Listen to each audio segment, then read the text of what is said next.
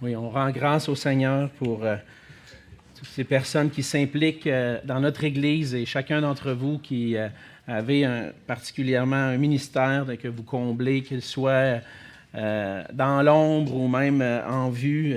Le Seigneur voit vos cœurs et votre service pour lui, puis on est reconnaissant pour les dons que le Seigneur donne à son Église. Et ce matin, on va continuer notre série dans l'épître, pas dans l'épître, mais dans le livre de l'Ecclésiaste. Je suis habitué de dire l'épître aux Éphésiens, mais ça fait longtemps qu'on n'est plus là, je sais pas. Dans le livre de l'Ecclésiaste. Et puis, j'invite à ouvrir vos Bibles avec moi ce matin dans Ecclésiaste chapitre 5. Et on va lire ensemble ce matin les versets 7 à 19. Donc, ça fait quelques temps déjà, quelques semaines qu'on a commencé cette série dans le livre de l'Ecclésiaste, le livre écrit par le roi Salomon, dans lequel il nous partage des observations qu'il fait sur la vie et parfois même dans des réflexions lorsque nous vivons notre vie sans Dieu. Et lorsqu'on prend le temps ensuite de considérer la vie avec Dieu, on voit qu'on vit dans un monde où ça n'a pas de sens, la vie sans Dieu, et qu'on a besoin de craindre le Seigneur. C'est sur ces paroles-là qu'on a terminé le passage la semaine dernière au verset 6 où Salomon disait « C'est pourquoi crains Dieu » et c'est un encouragement, une instruction qui revient tout au long du livre. Et ce matin, on va lire ensemble la suite qui va dans la même pensée, la pensée de la crainte de Dieu. Et qu'est-ce que c'est la vie qui n'est pas dans la crainte de Dieu comparativement à la vie qui est dans la crainte de Dieu? Donc, on va lire cela à partir du verset 7 ce matin dans Ecclésiaste chapitre 5. La parole de Dieu dit ceci: « Si tu vois dans une province le pauvre opprimé et la violation du droit et de la justice, ne t'en étonne point, car un homme élevé est placé sous la surveillance d'un autre plus élevé, et au-dessus d'eux, il en est de plus élevé encore. Un avantage pour le pays à tous égards, c'est un roi honoré du pays. Celui qui aime l'argent n'est pas rassasié par l'argent, et celui qui aime les richesses n'en profite pas. C'est encore là une vanité. Quand le bien abonde, ceux qui le mangent abondent. Et quel avantage en revient-il à son possesseur, sinon qu'il le voit de ses yeux? Le sommeil du travailleur est doux, qu'il ait peu ou beaucoup à manger, mais le rassasiement du riche ne le laisse pas dormir. Il est un mal grave que j'ai vu sous le soleil, des richesses conservées pour son malheur par celui qui les possède. Ces richesses se perdent par quelque événement fâcheux. Il a engendré un fils et il ne reste rien entre ses mains. Comme il est sorti du ventre de sa mère, il s'en retourne nu, ainsi qu'il était venu. Et pour son travail, il n'emporte rien qu'il puisse prendre dans sa main. C'est encore là un mal grave. Il s'en va comme il était venu, et quel avantage lui revient-il d'avoir travaillé pour du vent? De plus, toute sa vie, il mange dans les ténèbres, et il a beaucoup de chagrin, de maux et d'irritation. Voici ce que j'ai vu. C'est pour l'homme une bonne chose, c'est pour l'homme une chose bonne et belle de manger et de boire, et de jouir du bien-être au milieu de tout le travail qu'il fait sous le soleil, pendant les nombres des jours de sa vie que Dieu lui a donnés. C'est là sa part. Mais si Dieu a donné à un homme des richesses et des biens, s'il l'a rendu maître d'en manger, d'en prendre sa part et de se réjouir au milieu de son travail, c'est là un don de Dieu, car il ne se souviendra pas beaucoup des jours de sa vie, parce que Dieu répand la joie dans son cœur. » On va s'arrêter ici pour la lecture ce matin, et on va dire un mot de prière. Oui, Seigneur notre Dieu, on vient devant toi. On vient devant toi parce que tu nous demandes, Seigneur, d'offrir nos corps comme un sacrifice vivant, saint et agréable à toi. Et tu dis de cela que ça va être de notre part un culte raisonnable. Seigneur, tu désires que nos vies soient entièrement consacrées à toi, consacrées à ton service. Et pour cela, Seigneur, tu nous demandes d'être renouvelés dans notre intelligence, et c'est ce que nous voulons ce matin en venant à tes pieds.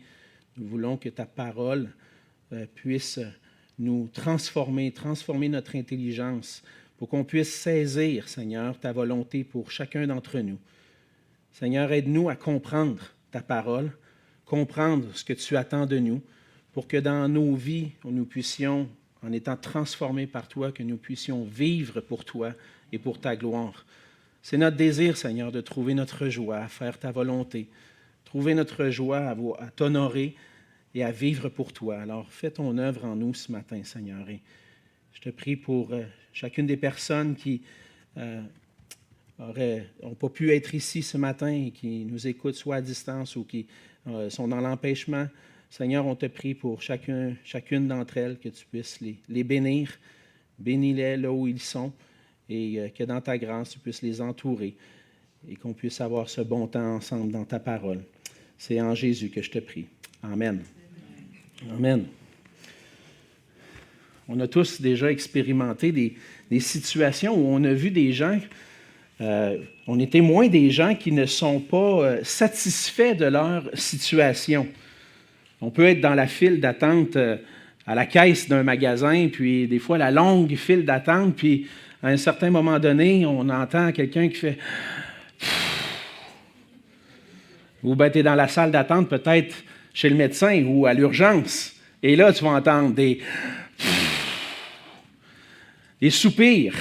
Et puis lorsqu'on poussait des soupirs à la maison, quand j'étais plus jeune, mon père disait souvent un proverbe ou un dicton qui dit que « cœur qui soupire n'a pas ce qu'il désire ». Et ça nous arrive nous-mêmes parfois de pousser ce soupir. Ah, il y a quelque chose qui ne marche pas, il y a quelque chose qui ne fait pas de notre affaire. Et chaque personne a dans sa vie des besoins ou des désirs qu'elle va chercher à combler, mais que finalement, elle ne sera pas nécessairement satisfaite. Les choix qu'on fait sont là pour combler quelque chose dans notre cœur. On va avoir notre vie orientée vers un but, et si on est témoin de ça, on est orienté vers le fait que nos besoins, que nos désirs soient comblés. Et lorsque nos besoins et nos désirs ne sont pas comblés, on est découragé. Et même ça va plus loin que ça parfois, que juste un simple soupir. Et on va, toute notre vie va être orientée. On va tout faire pour obtenir ce qu'on désire, parce qu'on désire être satisfait. Et qui que nous soyons, on va vivre une faim, une soif dans nos cœurs. Et c'est vrai, entre autres, pour les aspects de nos vies qui concernent notre sécurité, notre confort, notre bonheur. On cherche à satisfaire ces soifs dans nos vies, la soif d'une sécurité, la soif d'un confort, la soif du bonheur. Et tant qu'on n'est pas pleinement satisfait dans ces domaines-là en particulier, on va chercher de plusieurs manières à combler ces soifs-là. Augustin, dans ses Confessions, a dit une prière au Seigneur, une longue prière au Seigneur, et dans cette prière-là, il dit « Notre cœur est toujours agité de troubles et d'inquiétudes, jusqu'à ce qu'il trouve son repos en toi. » En d'autres mots, c'est seulement le Seigneur qui peut pleinement combler cette insatisfaction qu'il a dans nos cœurs. Lui seul peut être notre satisfaction. Et en tant que chrétien, on peut très bien croire cela. On peut croire, oui, et le dire de nos lèvres, oui, je crois, il y a juste Dieu, il y a juste le Seigneur Jésus qui peut réellement me combler. Mais bien souvent dans nos vies, on va se retrouver dans des situations où on est insatisfait. Insatisfait, en train même de poursuivre d'une façon ou d'une autre ce désir-là de nos cœurs et chercher à être satisfait. Dans le passage de ce matin, Salomon aborde deux soifs qu'on peut voir en particulier qu'il a observées dans le cœur des êtres humains.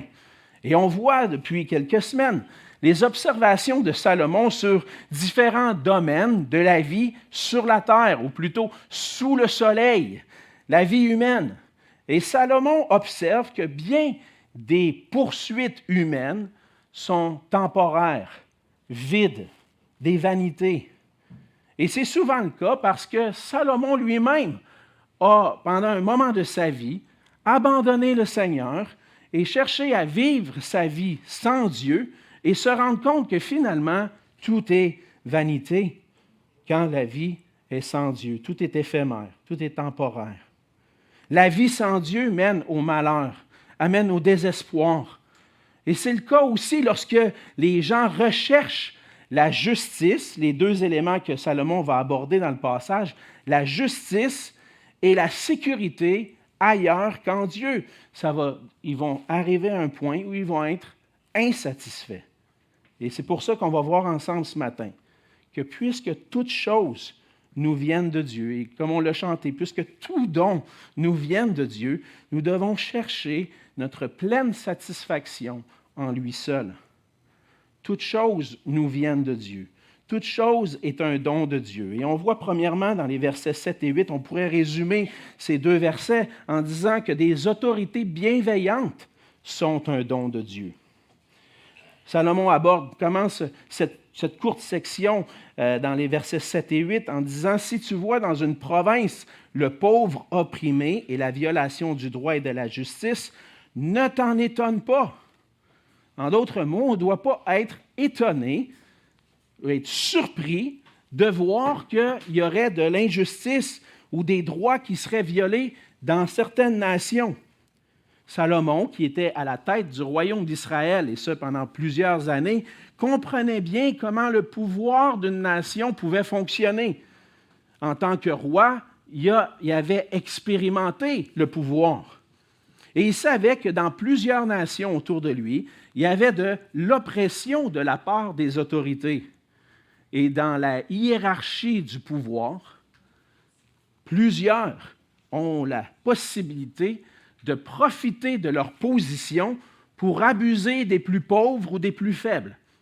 L'observation que Salomon fait, c'est il y a dans les nations, dans une province, il va mentionner en particulier, si tu vois dans une province la violation des droits et de la justice, ne t'en étonne pas, c'est quelque chose qu'on voit, c'est dans la vie humaine, dans le monde déchu dans lequel on vit, c'est ce qui va arriver. Et d'ailleurs, le prophète Samuel lui-même, lorsque le peuple d'Israël avait demandé un roi, avait déjà d'avance averti le peuple, vous ne voulez pas que le Seigneur règne sur vous, vous voulez avoir un roi comme les nations. Et là, on peut lire dans 1 Samuel 8, les versets 11 à 18. On n'aura pas le temps de le lire ce matin, mais on peut lire tout ce que Samuel avait dit au peuple, de mise en garde, pour dire, lorsque vous allez avoir un roi sur vous, il va prendre possession de vos fils, de vos filles. Il va prendre une partie de votre revenu. Et vous allez devoir être soumis à un roi et vous allez voir bien des injustices. Et maintenant, ce que Salomon fait, c'est qu'il rappelle que lorsque les peuples sont dirigés par des hommes, il ne faut pas s'étonner de voir des injustices. Parce que par nature, dans un monde déchu, c'est dans la nature de l'homme d'être égoïste, d'être tourné vers lui-même et à chercher le gain. Et ça ne change pas parce que des gens sont au pouvoir. Au contraire, même c'est un piège, le pouvoir, le piège de vouloir profiter davantage des plus pauvres et des plus faibles. Il ne faut pas s'étonner de ça. Pourquoi? Parce qu'il n'y a rien de nouveau sous le soleil. Et encore aujourd'hui, on peut voir dans plusieurs nations, on peut être témoin d'oppression, d'abus, de justice. Et Salomon dit, ne t'étonne pas de ça. Mais pourquoi il dit ça? C'est normal, ça. C'est normal que des nations vivent de l'injustice, que des gens soient abusés, que des gens au pouvoir abusent des plus pauvres. C'est normal, ça. Évidemment, ce n'est pas selon le plan de Dieu. Mais à cause du péché qui est entré dans le monde, à cause que chaque être humain est affecté par le péché, chaque être humain est corrompu, inévitablement, ça va arriver. Ce n'est pas le monde idéal. Pourquoi? Parce que l'homme s'est rebellé contre Dieu. On vit maintenant dans un monde déchu. Et bien souvent, les gens vont se poser la question, mais pourquoi Dieu laisse faire ces choses-là? Pourquoi Dieu laisse faire des injustices, des gens en position d'autorité abuser des plus pauvres? Mais une réponse à ça, c'est de dire, je pense que le Seigneur veut nous montrer que lorsqu'on met notre vie, lorsqu'on le rejette, qu'on le met à part, qu'on ne veut pas l'avoir dans notre vie, ça ne peut pas fonctionner. Pour que ça puisse fonctionner, il faut que nous soyons soumis au Seigneur. Mais ça n'arrivera pas dans ce monde. Parce que le Seigneur a promis un jour où il va rétablir toutes choses. Mais on est en l'attente.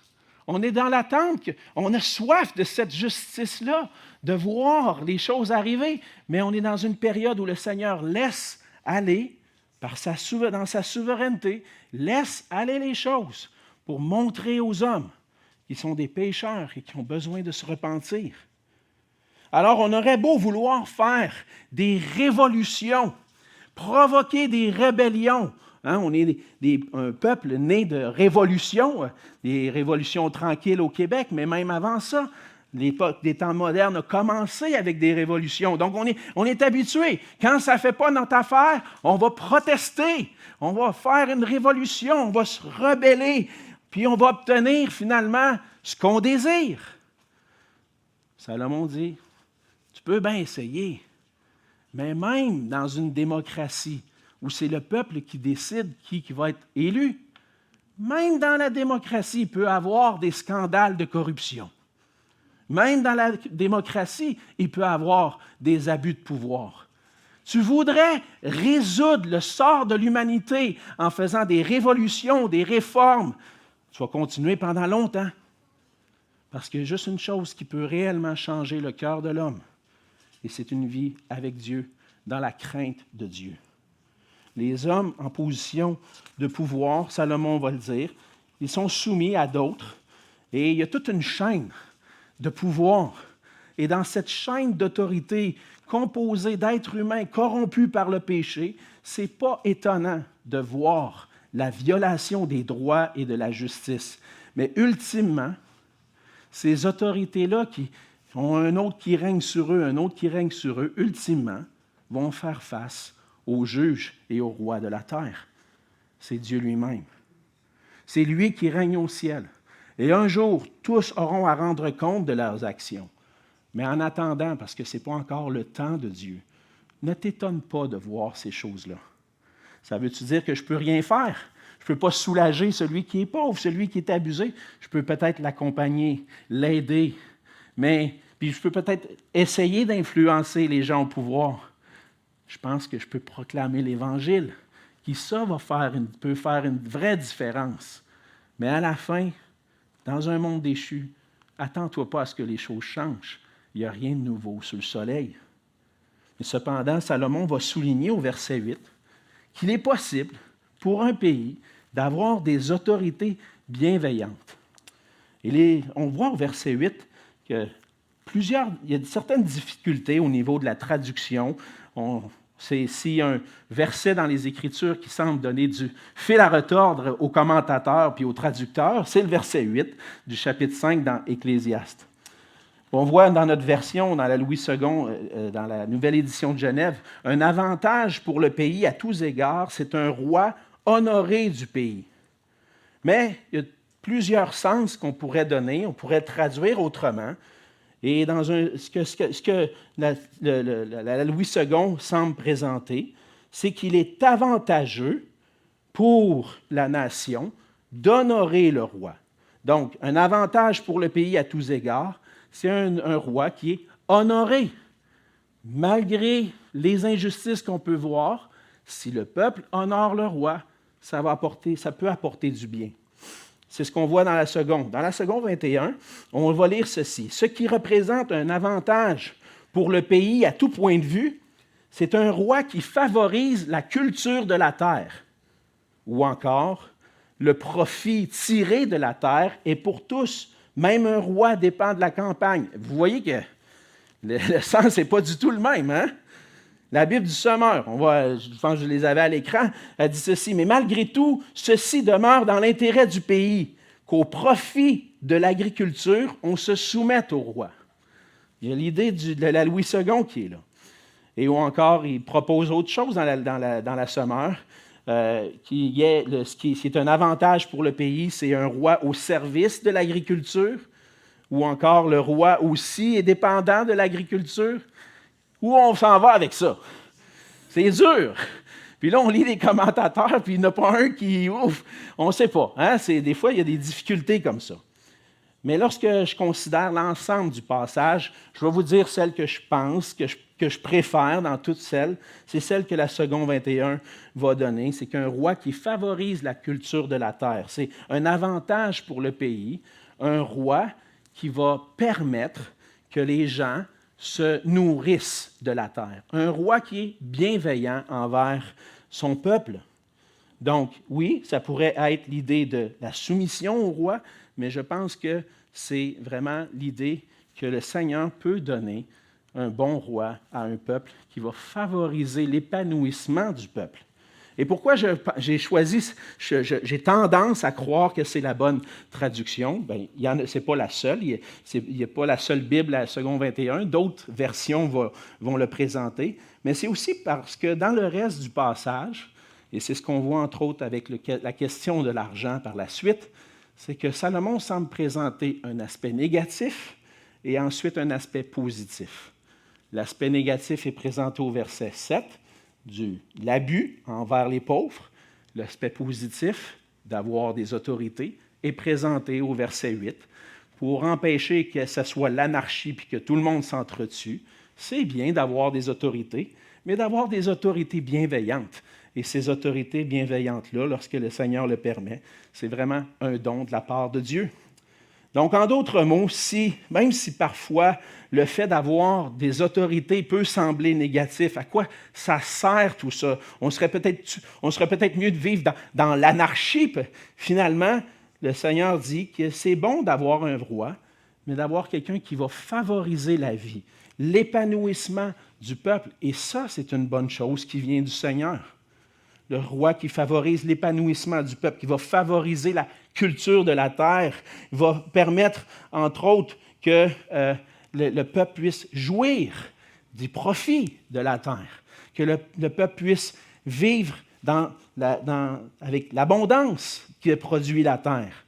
Et donc, c'est une autorité bienveillante, c'est un don qui vient de Dieu, et c'est particulièrement le cas quand le Seigneur donne à son peuple, on le voit dans l'Ancien Testament, des rois qui vont craindre l'Éternel.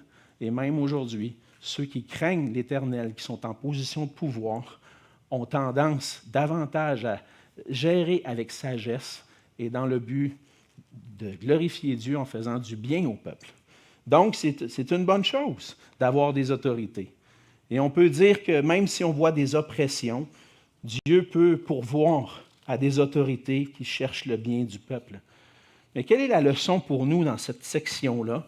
Je pense que ce qu'on doit en retirer, c'est qu'on doit chercher, malgré les circonstances, que ce qu'on peut observer, des injustices ou même des fois de la bienveillance, peu importe ce qu'on voit, on doit chercher à honorer les autorités que Dieu a mises en place. Et c'est la principale instruction qu'on trouve dans le Nouveau Testament. En tant que chrétien, on doit honorer les autorités que Dieu a mises en place. Si on voit des injustices, on ne doit pas s'en étonner. Ça va arriver. Mais au contraire, justement, on doit s'attendre à ça. Puis les premiers chrétiens, lorsqu'on lit le livre des Actes et la vie de l'apôtre Paul et d'autres chrétiens, des premiers chrétiens, ont subi beaucoup d'injustices de la part des autorités. Mais même dans ces conditions-là, les apôtres enseignaient aux chrétiens à être soumis aux autorités.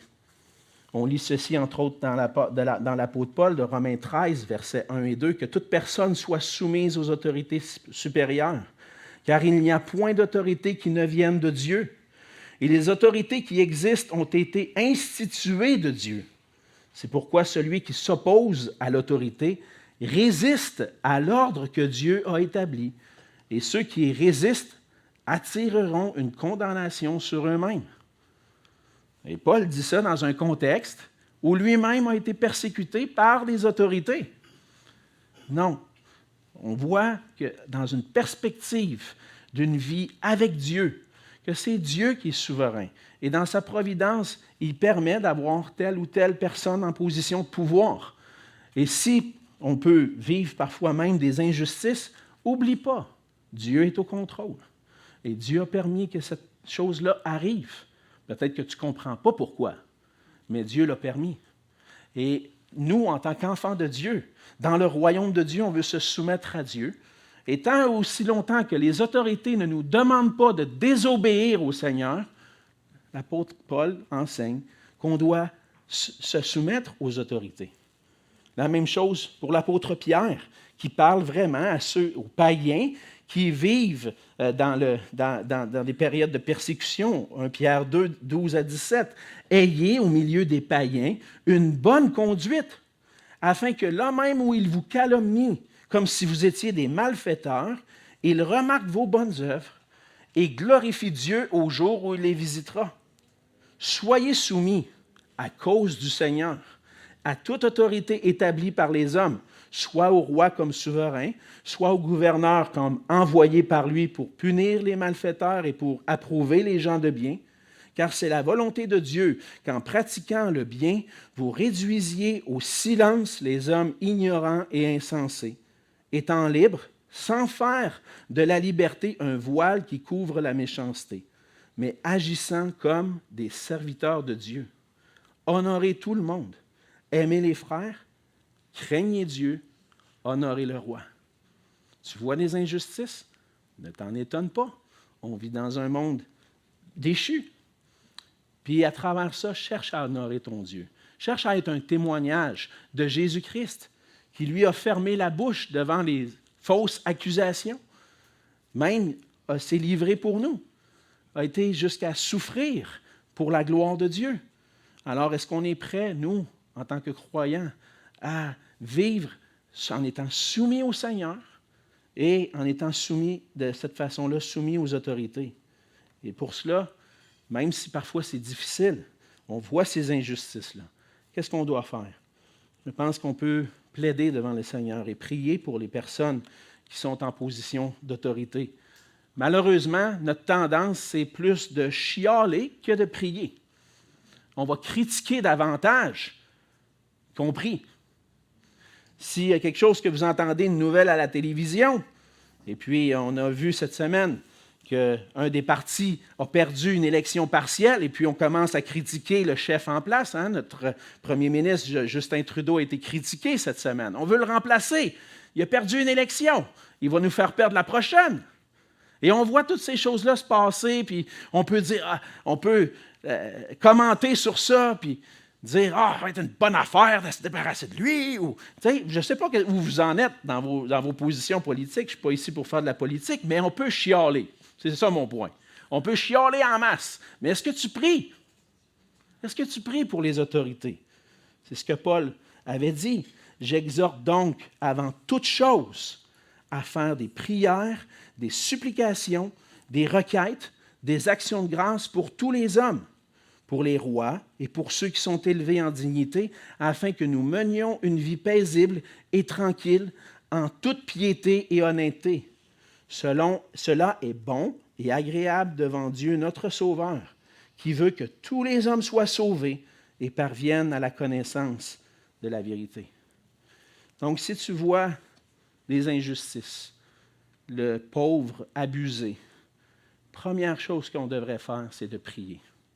Prier pour que le Seigneur permette à ceux qui sont en position d'autorité de revenir à leur bon sens.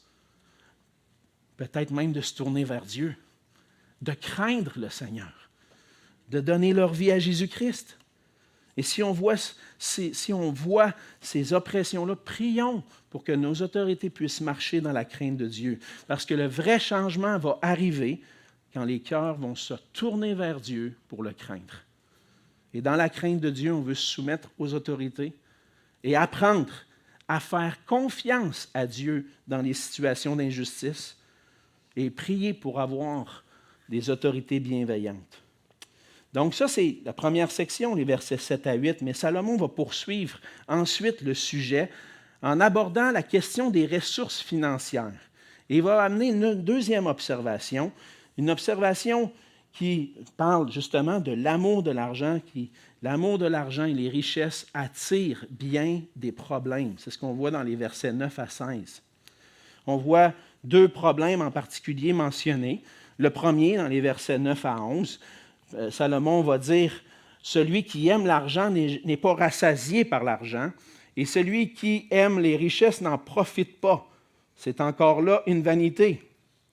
Et donc, cette idée-là de celui qui a des richesses ou celui qui ne peut pas profiter du fruit de son travail a déjà été abordée au chapitre 2, mais justement en termes du produit du travail, l'idée que ceux qui travaillent très dur, on voit que finalement ne profitent pas du fruit de leur travail, du produit de leur travail, parce qu'ils vont le laisser à d'autres. Mais dans la question ici, c'est plutôt la personne qui va se tourner vers l'argent comme sécurité. Et il va mettre ça en lien avec l'amour de l'argent. Il dit que celui qui aime l'argent n'est pas rassasié. Il ne sera jamais rassasié. C'est un fait qu'il observe. Quelqu'un qui aime l'argent, il y en a plus, il est content, mais pas assez. Il va en vouloir plus, et encore plus, et encore plus. Il n'est jamais rassasié. Il n'est jamais pleinement satisfait.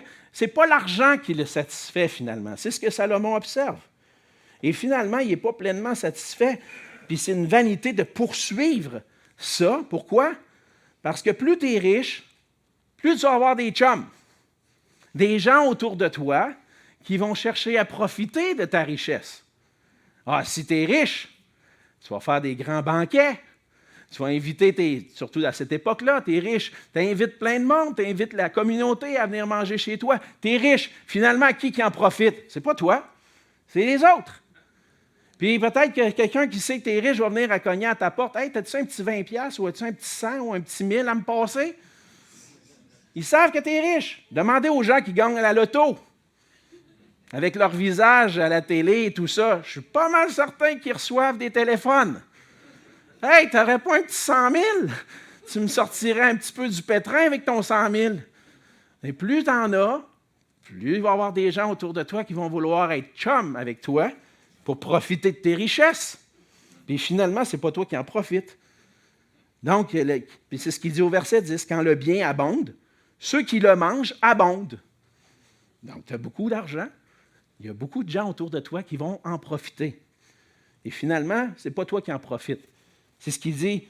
Il dit à la fin, il dit « Quel avantage en revient-il à son possesseur, sinon qu'il le voit de ses yeux? » Ah, j'ai un compte de banque. Hey, j'ai 1 million dans mon compte de banque. Wow! Et finalement, il est parti, puis hey, j'ai pas vu cet argent-là. Il est tout parti. Pourquoi? Parce que les gens autour de lui en ont profité. Mais finalement, l'amour de l'argent, ça donne-tu quelque chose? Ça ne donne rien. C'est mieux d'en avoir moins, puis de profiter pleinement de ce que tu as, que d'en avoir beaucoup, puis d'être déçu. Parce que tu peux juste le voir de tes yeux. Mais quand tu peux, il te sert à toi. Tu en profites. Mais finalement, celui qui aime l'argent, il n'en profite pas. Puis le travailleur, on va dire au verset 11, le sommeil du travailleur est doux. C'est quand tu n'as pas... Le travailleur, c'est le serviteur. Celui qui est un peu plus en bas de l'échelle. Lui, ce qu'il a besoin, il a de l'argent pour combler ses nécessités. Puis j'ai mangé, je peux dormir tranquille. Mais celui qui a beaucoup d'argent, ça trotte dans sa tête la nuit. Qu'est-ce qui va arriver?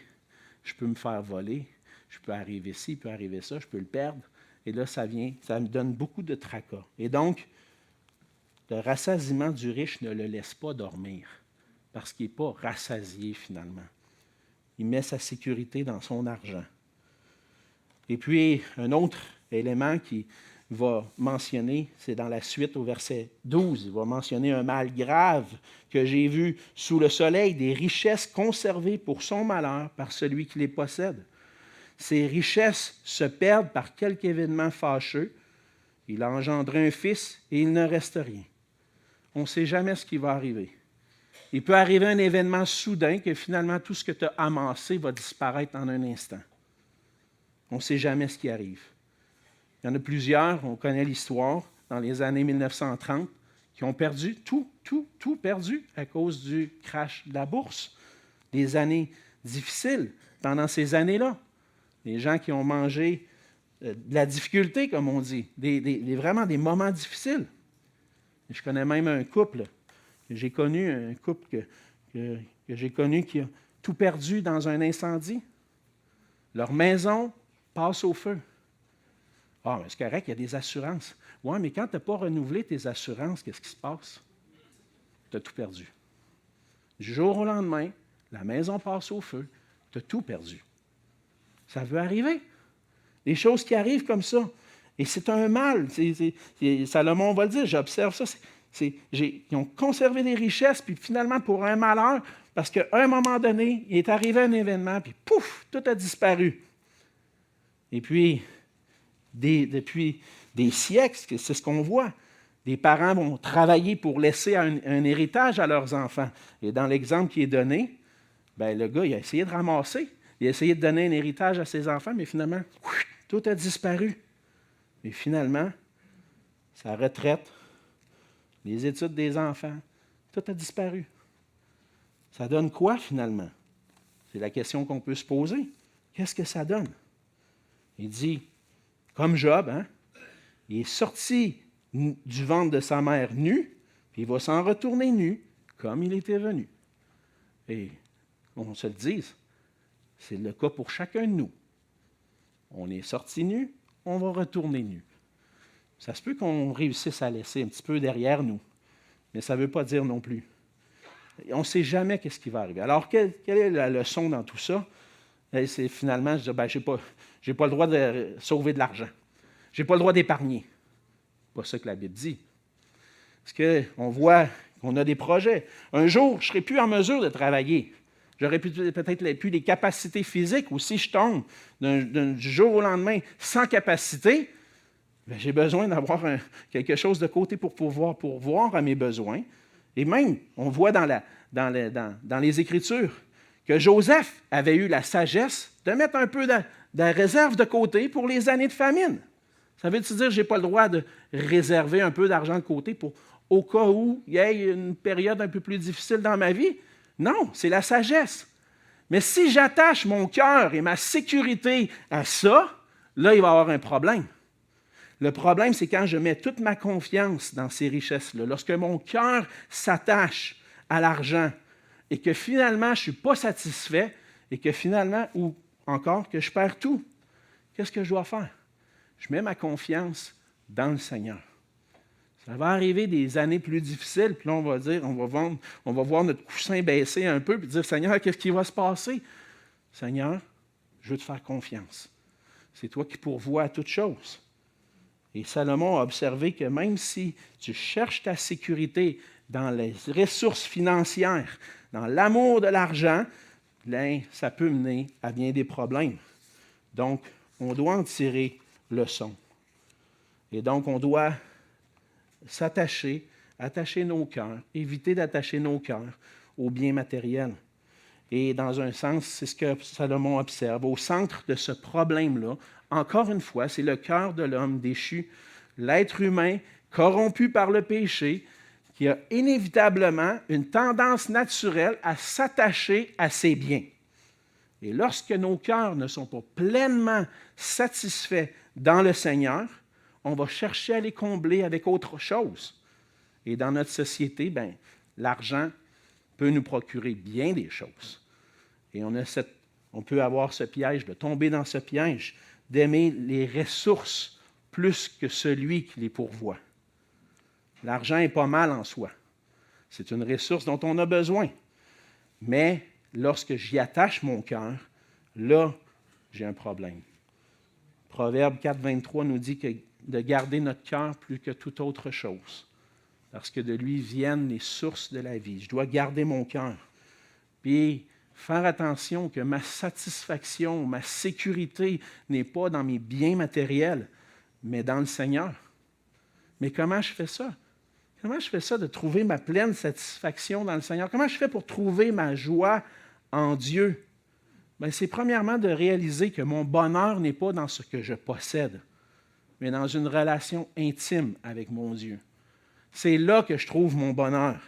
Plus je m'approche de mon Dieu, plus je prends du temps à lire sa parole. Il me parle, plus je lui parle. Lui sait ce que mon cœur a besoin. Toute bonne chose vient de lui. Il sait exactement l'insatisfaction que tu vis dans ton cœur. Et ça m'arrive parfois de venir devant le Seigneur où je suis tanné, là. Ça ne fait pas mon affaire. Je suis insatisfait. Qu'est-ce que je fais? Je le dis au Seigneur, Seigneur, mon cœur n'est pas satisfait. Si mon cœur n'est pas satisfait, c'est parce que je ne trouve pas ma satisfaction en toi. Où est mon cœur, Seigneur? Ce n'est pas ailleurs que je veux que ce soit toi. Puis là, qu'est-ce que ça nous amène à faire? C'est d'apprendre à jouir de ce que Dieu nous donne. Et plus on s'approche du Seigneur, plus on s'approche de lui, on se rend compte que ce n'est pas l'amour de l'argent, ce n'est pas les richesses qui vont vraiment me combler, mais que le Seigneur permet qu'on puisse jouir de ses bienfaits. Et c'est ce que nous devons faire. On voit ça au verset 17 à 19. Après avoir abordé tout l'aspect négatif de l'amour de l'argent, Salomon dit, l'argent, c'est pas tout mal, là. Il dit, voici ce que j'ai vu. C'est pour l'homme une chose bonne et belle de manger et de boire et de jouir du bien-être au milieu de tout le travail qu'il fait sous le soleil, pendant le nombre des jours de vie que Dieu lui a donné. C'est là sa part. Oui, OK. Là, j'essaie de tout mettre ça ensemble. Seigneur, tu me demandes de ne pas aimer l'argent, mais tu me dis que toute chose qui vient de toi, c'est bon. OK, comment on met ça ensemble? Bien, premièrement, l'argent, ce n'est pas ma sécurité. Ma sécurité est dans le Seigneur. Ma joie n'est pas dans mon compte de banque. Ma joie est dans les richesses que je trouve dans le Seigneur et en lui. On peut, puis là, ce que Salomon dit, c'est que c'est une bonne chose de jouir du fruit de ton travail. On peut jouir du fruit de notre travail. C'est en travaillant que le Seigneur pourvoit à notre bien-être. On ne va pas travailler pour mourir de faim. Non. Moi, je travaille pour que mon ventre soit plein, puis celui de ma famille aussi. On ne s'en va pas travailler pour être pauvre. Non, on travaille pour pourvoir à nos besoins. Puis c'est le travail qui nous procure les ressources dont on a besoin. Donc, on doit garder l'équilibre entre notre bien-être et la générosité. Si tout le monde va travailler et donne tout son argent aux pauvres, bien, ceux qui travaillent vont être pauvres, puis ceux qui ne travaillent pas vont être riches. Ça va, quelque part. Ça prend un équilibre. Je ne suis pas en train de travailler pour tout donner et dire, moi, ma vie ne m'appartient pas, il n'y a rien qui m'appartient. Je donne tout. Maintenant, il faut que tu manges. Mais c'est ça. On a besoin de des choses essentielles. Et lorsque Dieu pourvoit, c'est une bonne chose. Profite-en avec action de grâce. Mais si le Seigneur pourvoit au-delà de mes besoins, peut-être qu'il me permet d'être sage, d'en mettre un peu de côté pour les moments plus difficiles, mais certainement, il me donne l'opportunité de bénir d'autres autour de moi.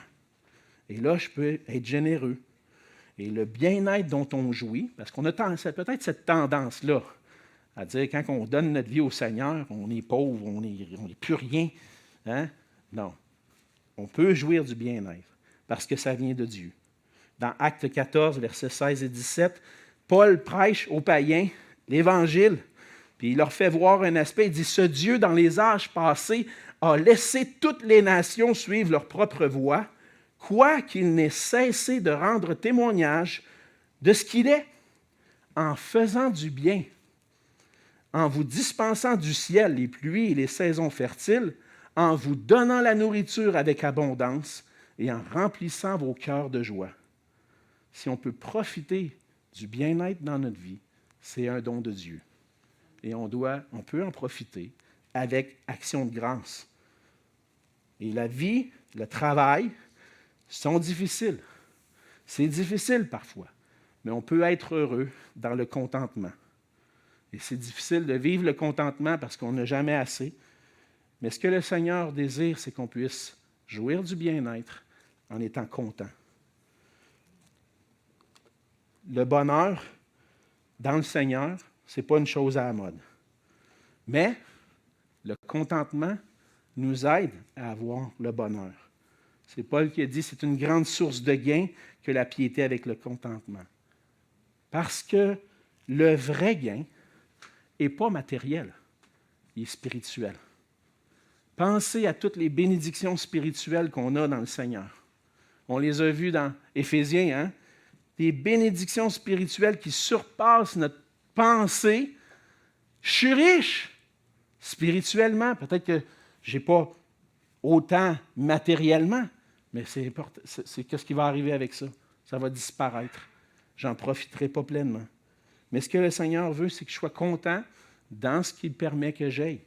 Que je sois capable de dire avec joie, l'Éternel est mon berger, je ne manque de rien. Merci Seigneur de pourvoir à mes besoins. Maintenant, je veux trouver ma joie en toi. Et le Seigneur qui nous permet de jouir du fruit de notre travail et du bien-être, on peut le vivre avec action de grâce, mais toujours se rappeler que notre vraie joie, la joie qui comble nos cœurs, c'est le Seigneur, c'est spirituel. Parce que Jésus m'a tellement donné. Quand je travaillais en informatique, vous le savez, pendant un certain temps, pas un mauvais salaire, quand même assez bien. Puis là, le fardeau sur mon cœur pour le ministère était là. Puis moi, j'ai grandi dans l'Église évangélique. Hein, depuis ma naissance, j'ai accepté le Seigneur en bas âge, puis j'ai grandi dans l'Église. J'ai vu des gens, des hommes aller dans le ministère, puis vivre des périodes difficiles au niveau financier. Et une des choses qui me préoccupait, mais Seigneur, si j'ai à cœur le ministère, mais qu'est-ce qui va arriver là, avec ma sécurité financière? Qu'est-ce qui va... L'Église va-t-elle être capable de me payer? Toutes les questions se posent. On veut être sage aussi en même temps. On a une famille. Et dans mon temps personnel avec le Seigneur, pendant que j'avais ça dans mon cœur, j'étais en train de lire dans l'Épître aux Philippiens. Puis Philippiens parle à des chrétiens qui ont donné généreusement pour son ministère.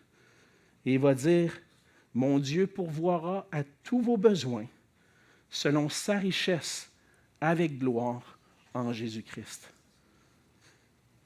Ça a été pour moi un verset clé pour dire, je n'ai pas à m'inquiéter. Dieu prend soin de moi. Dieu va pourvoir à mon bien-être. Puis je peux vous le dire, le Seigneur a été généreux. Puis je peux témoigner de la générosité de Dieu, bien plus que quand je travaillais en informatique. Puis j'ai suivi, je pense, que je crois avec conviction être le chemin que le Seigneur avait prévu. Puis par sa grâce, le Seigneur m'a comblé, pas parce que j'ai un gros compte de banque, mais parce que j'ai ce que j'ai besoin. Puis comme ça, je suis heureux, je suis bien. Jouir des biens que Dieu nous donne, c'est un don qui nous vient de Dieu. Et on peut être pleinement satisfait à travers ce qu'il nous donne, mais plus certainement en lui. Donc, pour conclure, on a vu que toutes choses nous viennent de Dieu, puis que notre satisfaction doit être en lui seul. Si je vois des injustices dans nos gouvernements, des choses injustes, je dois faire confiance au Seigneur, puis dire, Seigneur, je te prie pour mes gouvernements, je te prie, puis c'est en toi que je veux trouver la satisfaction, pas dans un monde parfait ici-bas, mais en toi. Puis lorsque je suis tenté par l'amour de l'argent à accumuler les richesses, bien, je dois me rappeler que je ne veux pas que ces choses-là viennent détruire la joie que j'ai dans le Seigneur. Ces choses-là peuvent amener le malheur aussi. Et je dois me tourner vers le Seigneur pour le remercier pour ce qu'il pourvoit à mes besoins. Salomon avait observé qu'il y avait bien des maux sur la terre dans une vie sans Dieu. Mais lorsqu'on craint le Seigneur, lorsqu'on marche avec lui, on est en communion avec lui, puis on peut être pleinement satisfait. Le vrai bonheur se trouve en Jésus-Christ.